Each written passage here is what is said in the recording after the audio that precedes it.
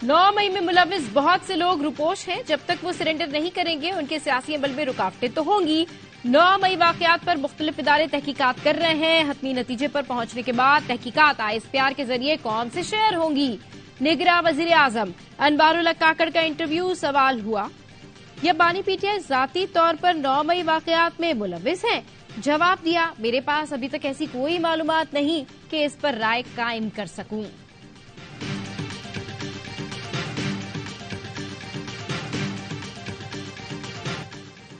घर में घुस कर मारेंगे, 90 की तकसीम और नफरत की सियासत को हमेशा के लिए दफन कर देंगे।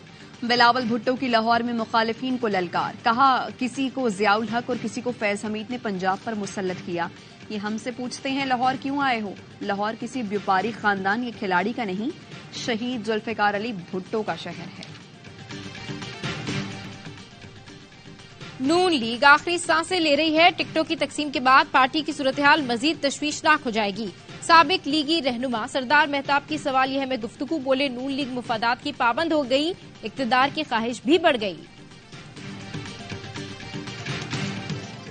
और पाकिस्तान में इंटरनेट सोशल मीडिया सर्विसेज में तातुल पर human rights council of Pakistan की मजम्मत, कहा इंटरनेट में रुकावट आलमी कवानीन की खिलाफ वर्जी है। हुकूमत पाकिस्तान की जिम्मेदारी है कि बुनियादी हुकूक बरकरार रखें।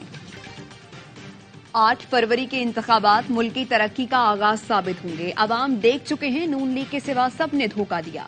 वादे सिर्फ नवाज शरीफ ने पूरे किए।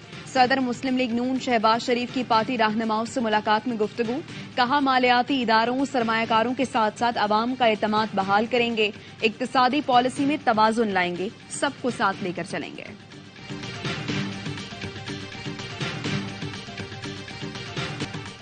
सेनेट की करारदाद हमारे मौकफ की तायद है। सिर्फ इलेक्शन नहीं, इलेक्शन का माहौल चाहिए। माहौल की बेहतरी के लिए अगर इंतखाबात मुलतवी हो जाएं तो आसमान नहीं गिर पड़ेगा। मौलाना फजल रहमान ने इलेक्शन इल्तवा की करारदाद की हिमायत कर दी। कहा ऐसे हालात तो 2008 और 13 में भी नहीं थे। हम जलसों में नहीं जा सकते। हमारे जलसों में शिरकत पर लोगों को धमकियां दी जा रही हैं। ये भी नहीं पता कि मुझे किससे खतरा है। ये पता होता तो मैं मसले का हल खुद निकाल लेता। ये भी तायुन नहीं कि कितने महीने इलेक्शन मुलतवी होना चाहिए। माहौल को इस काबिल बनाया जाए कि हम वोटर के पास जा सकें। बलूचिस्तान और खैबर पख्तूनख्वा में इंतखाबात का माहौल नहीं। अगर हर सूरत इंतखाबात मुसल्लत किए जाते हैं तो हम इलेक्शन में हिस्सा लेंगे। हम इलेक्शन से भागने वाले नहीं हैं। इलेक्शन से 1 महीने पहले बड़ा इस्तीफा आ गया। Secretary election commission Umar Hamid ओहदे से मुस्ताफी। सेक्रेटरी इलेक्शन कमीशन ने खराबी सेहत के बाद इस्तीफा दिया। Secretary election commission Umar Hamid Khan कुछ दिन तक अस्पताल में जेर इलाज रहे। चीफ इलेक्शन कमिश्नर ने ताहाल सेक्रेटरी इलेक्शन कमीशन का इस्तीफा कबूल नहीं किया। तर्जुमान इलेक्शन कमीशन का कहना है उमर हमीद की तबीयत कुछ दिनों से खराब थी, वो इस वक्त मेडिकल रेस्ट पर हैं। सेहत ने इजाजत दी तो जल्द फराइज अंजाम देंगे। इलेक्शन कमीशन मुकम्मल फाल है। वज़ीर इत्तलाक मुर्तजा सोलंकी कहते हैं अफवाहों पर ध्यान न दें। सेक्रेटरी इलेक्शन कमीशन वाकई अलील हैं।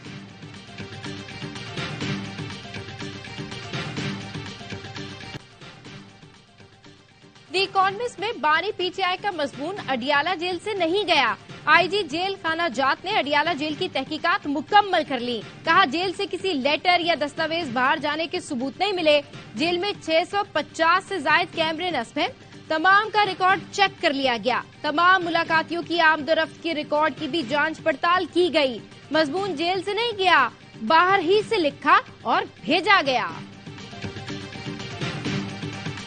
अल जजीरा के ब्यूरो चीफ वाइल अल-हदू का बेटा हमजा साथी सहाफी समेत इसराइली हमले में शहीद।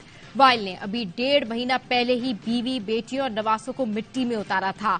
सिर्फ एक बेटा और बेटी जिंदा बचे थे। हमजा वाइल को उसके साथी सहाफी मुस्तफा समेत इसराइली ड्रोन ने निशाना बनाया।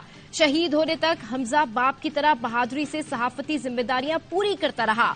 वाइल गमजदा लेकिन टूटा नहीं, दोबारा माइक थाम लिया। कैमरे के सामने खड़ा होकर दुनिया के सामने सच लाने की जिम्मेदारी निभा रहा है। गजा में जारी इसराइली दरिंदगी से 109 सहाफी शहीद हो चुके हैं।